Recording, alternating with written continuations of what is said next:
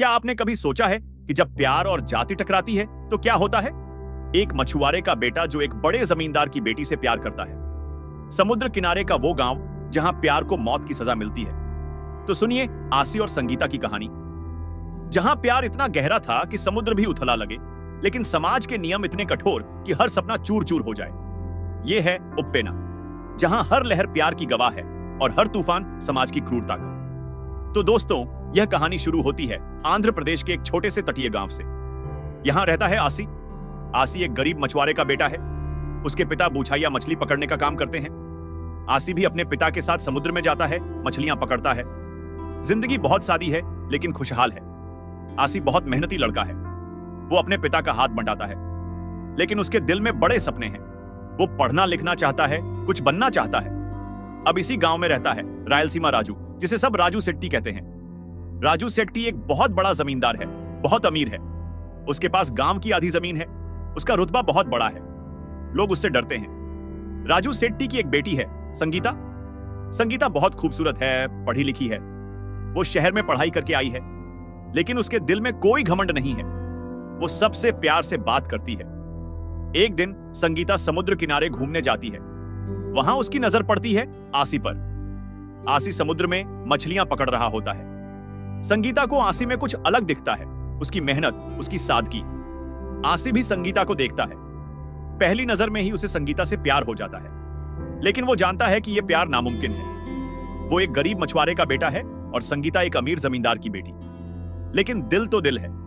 आसी संगीता के बारे में सोचने लगता है। वो उसे दूर से देखता है, उसकी झलक पाने के लिए तरसता है। धीरे धीरे संगीता को भी आसी में दिलचस्पी होने लगती है। वो देखती है कि आसी कितना मेहनती है, कितना ईमानदार है। उसमें कोई बनावट नहीं है, कोई दिखावा नहीं है। एक दिन संगीता समुद्र किनारे अकेली खड़ी है। तभी अचानक एक बड़ी लहर आती है। संगीता डगमगा जाती है, गिरने लगती है। आसी वहां मौजूद होता है। वो तुरंत दौड़कर संगीता को संभाल लेता है, उसे बचा लेता है। संगीता आसी की आंखों में देखती है। उस पल कुछ बदल जाता है।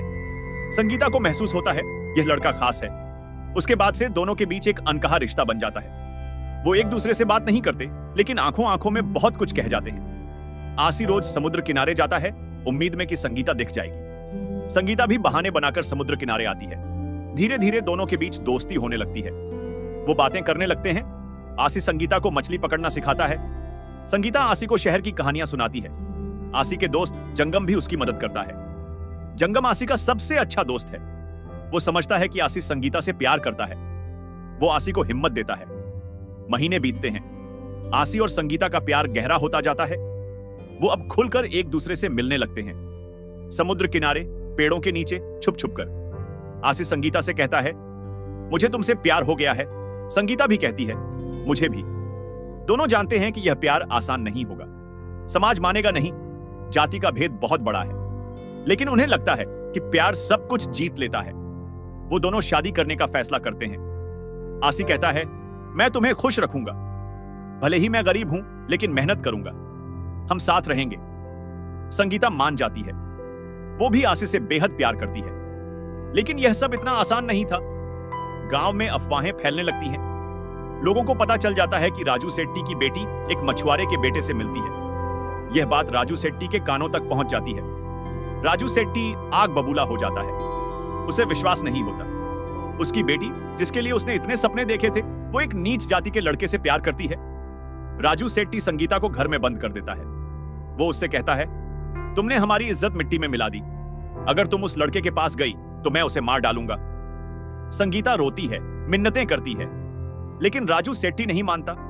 आसी को जब पता चलता है तो वो बेचैन हो जाता है। वो संगीता से मिलना चाहता है, लेकिन राजू सेट्टी के गुर्गे उसे धमकाते हैं, दूर रहो संगीता से, नहीं तो तुम्हारी खैर नहीं। लेकिन प्यार इतना आसानी से नहीं मानता। एक रात संगीता घर से भाग जाती है। वो आसी से मिलने जाती है। दोनों मिलते हैं, एक दूसरे को गले लगाते हैं। आसी कहता है, चलो भाग चलते हैं, कहीं दूर चले जाते हैं जहां कोई हमें नहीं जानता। संगीता मान जाती है। वो दोनों रात के अंधेरे में भागने की कोशिश करते हैं, लेकिन राजू सेट्टी के आदमी उनका पीछा करते हैं। एक चेस होती है, नावों में, समुद्र में, सड़कों पर। आसी और संगीता भागते रहते हैं, लेकिन फाइनली राजू सेट्टी के आदमी उन्हें पकड़ ही लेते हैं। और अब कहानी अपने सबसे दुखद मोड़ पर आती है। राजू सेट्टी अपने आदमियों के साथ आता है। वो आसी को देखता है, उसके पिता बूछाइया को देखता है। राजू सेट्टी कहता है, तुमने मेरी बेटी को बिगाड़ा, तुमने मेरी इज्जत पर हाथ डाला, अब तुम्हें सजा मिलेगी। बूछाइया गिड़गिड़ाता है, मालिक माफ कर दो, मेरा बेटा गलती कर बैठा, लेकिन इसे मार मत दो। लेकिन राजू सेट्टी नहीं सुनता। उसके लिए जाति और इज्जत सब कुछ है, प्यार कुछ नहीं। राजू सेट्टी अपने आदमियों को आदेश देता है और फिर सबसे दिल दहलाने वाला दृश्य होता है। राजू सेट्टी के आदमी आसी को पकड़ते हैं। वो उसे बुरी तरह पीटते हैं। आसी चिल्लाता है, संगीता को पुकारता है। संगीता भी चिल्लाती है, पिताजी मत करो, उसे मत मारो, मैं उससे प्यार करती हूं।